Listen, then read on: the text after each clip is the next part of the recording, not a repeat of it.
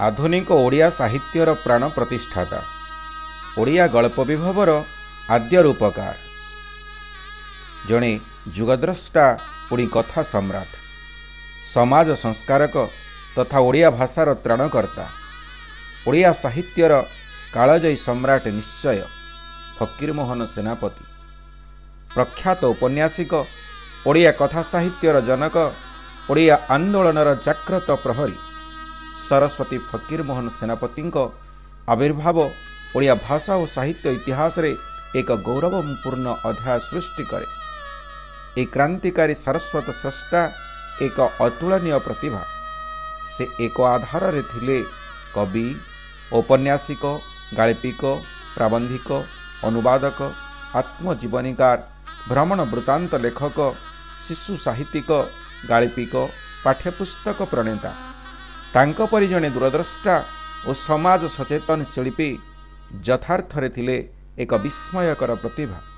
ओडिया भाषार सुरक्षा पाई से तांकर जो सेनापतित्व जारी रखिथिले ताहा ही तांकु ए आंदोलनर पटपुरोधा भावरे स्वतंत्र परिचित प्रदान करिछि। ए क्रांतिकारी सारस्वत शिल्पी फकीरमोहन 1843 मसीहा जनवरी मास मकर संक्रांति दिन बालेश्वर जिला मल्लिकासपुर ग्राम रे जन्मग्रहण करथिले। तांको पिता थिले लक्ष्मण कुमार सेनापति और माता तुलसी देवी।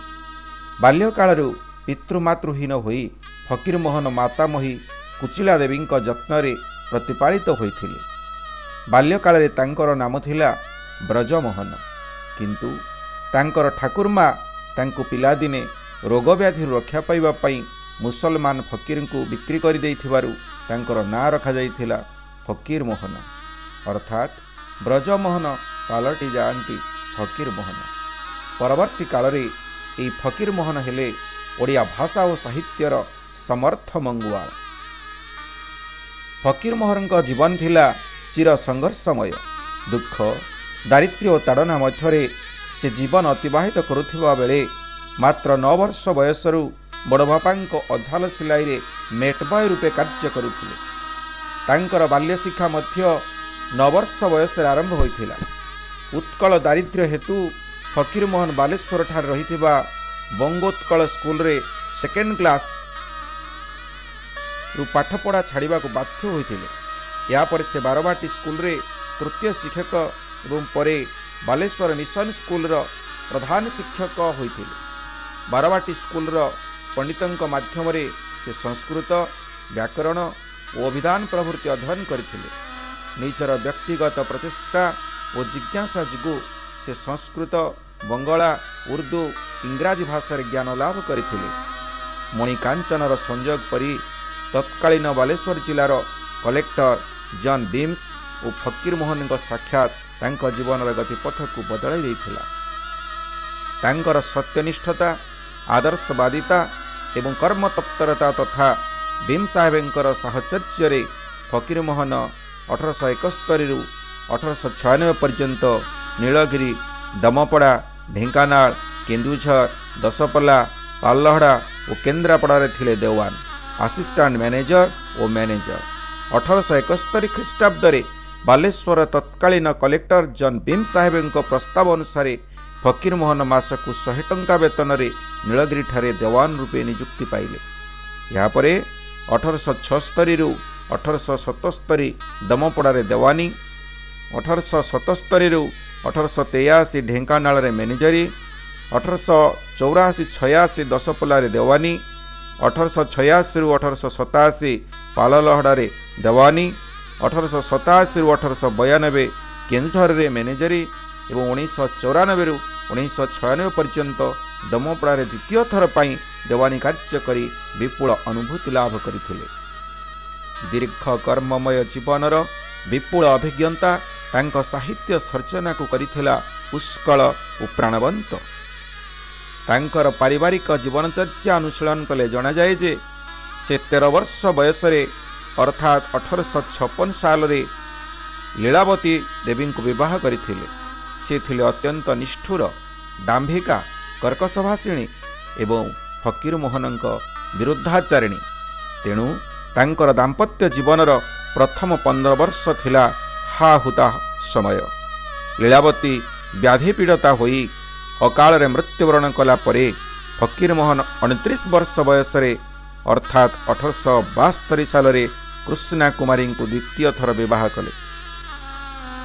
କୃଷ୍ଣା କୁମାରୀ ଥିଲେ ଫକୀରମୋହନଙ୍କର ଜୀବନ ମରୁଭୂମିରେ ସୁରଭିତ ଚନ୍ଦନ ବୃକ୍ଷ ସଦୃଶ। ଭାଷା ପ୍ରାଣ ଜାତି ପ୍ରାଣ ଫକୀରମୋହନ ଓଡ଼ିଆ ଜାତିର ଦୁର୍ଦ୍ଦିନ କାଳରେ ଏ ଜାତିକୁ ମାର୍ଗଦର୍ଶନ ଦେଇଥିଲେ। ଭାଷା ବିଲୋପ ଆନ୍ଦୋଳନରେ ନେତୃତ୍ୱ ନେଇ ସେ ହୀନ ଚକ୍ରାନ୍ତକାରୀ ବଙ୍ଗଭାଷୀଙ୍କ ଦୃଷ୍ଟିରେ ଥିଲେ ବେଟା ରିଙ୍ଗ ଲିଡର। ଫକୀରମୋହନ ଏକଦା ଉତ୍କଳ ସମ୍ମିଳନୀର ସଭାପତି ଆସନ ଅଳଙ୍କୃତ କରିଥିଲେ। 1898 ମସିହାରେ ମାନ୍ଦ୍ରାଜଠାରେ ଅନୁଷ୍ଠିତ ଭାରତୀୟ ଜାତୀୟ କଂଗ୍ରେସ ସମ୍ମିଳନୀରେ ଯୋଗଦାନ କରିଥିଲେ। 1868 ମସିହାରେ ସେ ବାଲେଶ୍ୱରଠାରୁ ପ୍ରକାଶ କଲେ ବାଲେଶ୍ୱର ସମ୍ବାଦବାହିକା। ଏହାପରେ ସେ ବୋଧଦାୟିନୀ ପତ୍ରିକା ପ୍ରକାଶ କରିଥିଲେ। 1868 ମସିହାରେ ସେ ଉତ୍କଳ ପ୍ରିଣ୍ଟିଂ କମ୍ପାନୀ ଏବଂ PM ସେନାପତି ଏବଂ କମ୍ପାନୀ ପ୍ରତିଷ୍ଠା କରି ବହୁ ଶ୍ରମ ଓ ଅର୍ଥବ୍ୟୟର ସମ୍ମୁଖୀନ ହୋଇଥିଲେ। ଫକୀରମୋହନ ଥିଲେ ଉଚ୍ଚ କୋଟିର ପ୍ରତିଭାଦୀପ୍ତ ଲେଖକ। ତାଙ୍କର ପ୍ରକୃତ ସାହିତ୍ୟିକ ପ୍ରତିଭାର ବିକାଶ ଘଟେ 55 ବର୍ଷ ବୟସରେ। ଜୀବନର ବିପୁଳ ଅଭିଜ୍ଞତା, ଅନୁଭୂତି, ସମସ୍ୟା ତଥା ଲୋକଚରିତ୍ରର ଅଧ୍ୟୟନ ତାଙ୍କର ସର୍ଜନଶୀଳ ପ୍ରତିଭାକୁ ସମୃଦ୍ଧ କରିଛି ନିଶ୍ଚୟ। ଫକୀରମୋହନ ବିଭିନ୍ନ ବିଭାଗରେ ଲେଖନୀ ଚାଳନା କରିଥିଲେ, କିନ୍ତୁ ଉପନ୍ୟାସ ଓ ଗଳ୍ପ ସାହିତ୍ୟରେ ସେ ଥିଲେ ଯଥାର୍ଥରେ ଶିଖର ପୁରୁଷ। ଓଡ଼ିଆ କଥା ସାହିତ୍ୟକୁ ଫକୀରମୋହନଙ୍କ ଅବଦାନ ଅବିସ୍ମରଣୀୟ। ଫକୀରମୋହନ 4 ଗୋଟି କାଳଜୟୀ ଉପନ୍ୟାସର ସ୍ରଷ୍ଟା। ଏହି 4 ଗୋଟି ଉପନ୍ୟାସ ହେଉଛି 6 ମାଣ 8 ଗୁଣ୍ଠ, ଲଛମା, ମାମୁଁ ଓ ପ୍ରାୟଶ୍ଚିତ। ଏତଦ୍ ବ୍ୟତୀତ ତାଙ୍କର 20 ଗୋଟି କ୍ଷୁଦ୍ର ଗଳ୍ପ ହେଉଛି ରେବତୀ, ବାଲେଶ୍ୱରୀ ପଙ୍ଗାରୁଣ, ବାଲେଶ୍ୱରୀ ରାହାଜାନୀ, ମୌନା ମୌନୀ, ପୁନର୍ମୁଷି କୋଭବ, ଡାକ ମୁନ୍ସି, କାଳିକା ପ୍ରସାଦ ଗୋରାପ, କମଳା ପ୍ରସାଦ ଗୋରାପ, ଧୂଳିଆ ବାବା, ପେଣ୍ଟେଡ୍ ମେଡିସିନ, ସୁନା ବୋହୂ, ବୀରେଇ ବିଶ୍ୱାଳ, ରାଣ୍ଡିପୁଅ ଅନନ୍ତା, ବଗଲା ବଗୁଲି, ସଭ୍ୟ ଜମିଦାର, ଅଜାନାତି କଥା, ମାଧ ମହାନ୍ତିଙ୍କ କନ୍ୟା ସୁନା, ଅଧର୍ମବିତ, ପାଠୋଇ ବୋହୂ, ଗାରୁଡ଼ି ମନ୍ତ୍ର। ଫକୀରମୋହନଙ୍କର 6 ମାଣ 8 ଗୁଣ୍ଠ ଓଡ଼ିଆ ଉପନ୍ୟାସ ସାହିତ୍ୟରେ ଏକ ନୂତନ କ୍ରାନ୍ତି। ଓଡ଼ିଶାର କୃଷିଭିତ୍ତିକ ସାମାଜିକ ଚିତ୍ର ବହନ କରି ଏହି ଉପନ୍ୟାସଟି ଗଢ଼ି ଉଠିଛି। ଏଥିରେ ତତ୍କାଳୀନ ସମାଜର ଜମିଦାରମାନଙ୍କର ଅତ୍ୟାଚାର, ଶୋଷଣ ଚିତ୍ର ରହିଛି। ଉପନ୍ୟାସଟିର ଶୈତାନର ଚରିତ୍ର ରାମଚନ୍ଦ୍ର ମଙ୍ଗରାଜର କୃତକର୍ମର ଦୁଃଖଦ ପରିଣତିକୁ ଏଥିରେ ଦର୍ଶାଇ ଦିଆଯାଇଛି। ଉପନ୍ୟାସର ନିଷ୍ପାପ ଚରିତ୍ର ସାରିଆ ଓ ଭଗିଆ ପ୍ରତି ଲେଖକଙ୍କର ସମ୍ବେଦନଶୀଳ ମନୋଭାବର ପରିଚୟ ମିଳେ। ଉପନ୍ୟାସର ଧୂର୍ତ୍ତ ଚରିତ୍ର ଚମ୍ପାକୁ ଔପନ୍ୟାସିକ ସଫଳ ଭାବରେ ଚିତ୍ରଣ କରିଛନ୍ତି। ତାଙ୍କର ଅନ୍ୟ ଉପନ୍ୟାସଟି ଲଛମା। ଏହା ଏକ ଐତିହାସିକ ଉପନ୍ୟାସ। ମରହଟ୍ଟା ବର୍ଗୀମାନଙ୍କର ଅତ୍ୟାଚାର ଜନିତ ସମାଜ ଚିତ୍ର ଏଥିରେ ପ୍ରତିଫଳିତ। ମରହଟ୍ଟା ଶାସକ ଭାସ୍କର ପଣ୍ଡିତ ଓ ବଙ୍ଗର ମୁସଲମାନ ଶାସକ ଆଲିବର୍ଦୀ ଖାଁଙ୍କ ମଧ୍ୟରେ ଘଟିଥିବା ଯୁଦ୍ଧ ଓ ସନ୍ଧି ଘଟଣାର ପୃଷ୍ଠଭୂମି ଉପରେ ଏହା ରଚିତ। ମାମୁଁ ମାମୁଁ ଫକୀରମୋହନଙ୍କର ଏକ ସ୍ୱତନ୍ତ୍ର ସୃଷ୍ଟି। ସହରୀ ଜୀବନରେ ଶିକ୍ଷିତ ଚାକିରିଆ ଗୋଷ୍ଠୀ କିପରି ପ୍ରତାରଣା ଓ ଦୁର୍ନୀତିର ଆଶ୍ରୟ ନେଇଥାନ୍ତି ତାହା ଫକୀରମୋହନ ଏଥିରେ ଚିତ୍ରଣ କରିଛନ୍ତି। ଏହି ଉପନ୍ୟାସର ମାମୁଁ ଚରିତ୍ର ହେଉଛନ୍ତି ନାଜର ନଟବର ଦାସ। ସେ ତାଙ୍କର ବିଧବା ଭଗ୍ନୀ ଚାନ୍ଦମଣିର 2 ପୁତ୍ର ନରୁ ଓ ଶିରୁ ବାବୁଙ୍କ ଜମିଦାରୀ ସମ୍ପତ୍ତିକୁ କିପରି ଅପହରଣ କରିଛନ୍ତି ତାହାର ବିକଳ ବିଦ୍ରୁତ ଚିତ୍ର ଏଥିରେ ରହିଛି। ପ୍ରାୟଶ୍ଚିତ ହେଉଛି ଫକୀରମୋହନଙ୍କର ଚତୁର୍ଥ ଓ ଶେଷ ଉପନ୍ୟାସ। ଏଥିରେ କ୍ରମବର୍ଦ୍ଧିଷ୍ଣୁ ଶିକ୍ଷିତ ଶ୍ରେଣୀର ମନସ୍ତତ୍ୱ ଓ ସମାଜ ସଂସ୍କାର ମନୋଭାବ ପ୍ରତିଫଳିତ। କ୍ଷୁଦ୍ର ଗଳ୍ପ ରଚନାରେ ଫକୀରମୋହନ ଜଣେ ଅସାଧାରଣ ଦ୍ରଷ୍ଟା। ତାଙ୍କର ପ୍ରଥମ ଗଳ୍ପ ଲକ୍ଷ୍ମଣିଆ 1868 ମସିହାରେ ବୋଧଦାୟିନୀ ପତ୍ରିକାରେ ପ୍ରକାଶ ପାଇଥିଲା। ବର୍ତ୍ତମାନ ଏହା ଦୁଷ୍ପ୍ରାପ୍ୟ। ଏହା ବ୍ୟତୀତ ଫକୀରମୋହନ 20 ଗୋଟି କ୍ଷୁଦ୍ର ଗଳ୍ପର ସ୍ରଷ୍ଟା।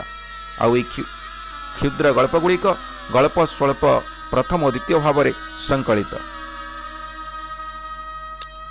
ଏଥିରେ ସନ୍ନିବେଶିତ ଗଳ୍ପଗୁଡ଼ିକ ହେଉଛି ରେବତୀ, ମୌନାମନି, ବାଲେଶ୍ୱର ରାଜଧାନୀ, ବାଲେଶ୍ୱର ପଙ୍ଗାଲୁଣ, ପୂର୍ଣ୍ଣମୁଷି ଓ ଭବ ଡାକମୁନସି ଧୂଳିଆ ବାବା କମଳ ପ୍ରସାଦ ଗୋରାପ ଇତ୍ୟାଦି। ଫକୀରମୋହନଙ୍କ ରେବତୀ କ୍ଷୁଦ୍ର ଗଳ୍ପ ଓଡ଼ିଆ ସାହିତ୍ୟର ପ୍ରଥମ କ୍ଷୁଦ୍ର ଗଳ୍ପ। କବି ଭାବରେ ଫକୀରମୋହନ ମଧ୍ୟ ସୁପରିଚିତ। ଫକୀରମୋହନ ଯେତେବେଳେ କଟକର ବାଖ୍ରାବାଦଠାରେ ଥିବା ନିଜ ବାସଗୃହରେ ବାସ କରୁଥିଲେ, ସେହିଠାରେ ସେ ଅଷ୍ଟାଦଶ ପର୍ବ ସଂସ୍କୃତ ମହାଭାରତର ଅନୁବାଦ କାର୍ଯ୍ୟ ସମ୍ପନ୍ନ କରିଥିଲେ। ଏତଦ୍‌ବ୍ୟତୀତ ସେ ରାମାୟଣର ବାଳକାଣ୍ଡ, ଅଯୋଧ୍ୟାକାଣ୍ଡ, ଆରଣ୍ୟକାଣ୍ଡ, କିଷ୍କିନ୍ଧ୍ୟାକାଣ୍ଡ, ସୁନ୍ଦରାକାଣ୍ଡ, ଲଙ୍କାକାଣ୍ଡ ଓ ଉତ୍ତରାକାଣ୍ଡକୁ ପଦ୍ୟାନୁବାଦ କରିଥିଲେ। ସେ କ୍ଷୀଳ ହରିବଂଶ ଏବଂ ଛାନ୍ଦୋଗ୍ୟ ଉପନିଷଦକୁ ପଦ୍ୟାନୁବାଦ କରିଥିଲେ। ଶ୍ରୀମଦ୍ ଭଗବତ ଗୀତାକୁ ସେ ପଦ୍ୟାନୁବାଦ କରିଥିଲେ।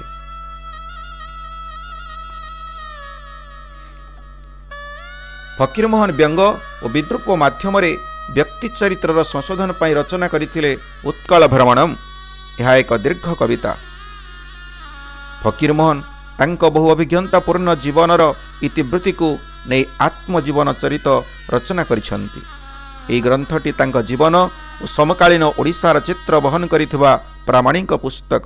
ଏହା ଏକ ସାର୍ଥକ ସାରସ୍ୱତ ସମ୍ପଦ। ବାଲେଶ୍ୱରର ଶାନ୍ତି କାନନର ଏହି ସାରସ୍ୱତ ପୁରୁଷ ଓଡ଼ିଆ ଜାତିର ଚିର ନମସ୍ୟ।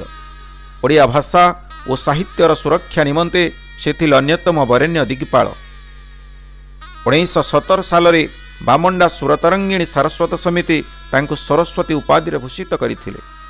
ମହାଭାରତ ଗ୍ରନ୍ଥର ସଫଳ ଅନୁବାଦ ନିମନ୍ତେ ସେ ବ୍ୟାସକବି ଭାବରେ ସୁପରିଚିତ। ଏହି ମହାନ ସାରସ୍ୱତ ପୁରୁଷ ନିଜର ଇହଲୀଳା ଶେଷ କରି 1918 ମସିହା ରଜ ସଂକ୍ରାନ୍ତି ତିଥିରେ ଦିବ୍ୟ ଧାମ ପ୍ରାପ୍ତ କଲେ। ବାସ୍ତବିକ ଏହି ସାହିତ୍ୟରଥୀ ଊନବିଂଶ ଶତାବ୍ଦୀ ଭାରତବର୍ଷର ଥିଲେ ଜଣେ ବିରଳ ଓ କ୍ରାନ୍ତିକାରୀ ବ୍ୟକ୍ତିତ୍ୱ। ସାରା ଓଡ଼ିଆ ପାଠକ ହୃଦୟରେ ସେ ନିଶ୍ଚିତ ଭାବରେ ଚିରଜାଚୁଲ୍ୟ ହୋଇ ରହିବେ, ଏହା ସତ୍ୟ ଓ ନିଶ୍ଚୟ।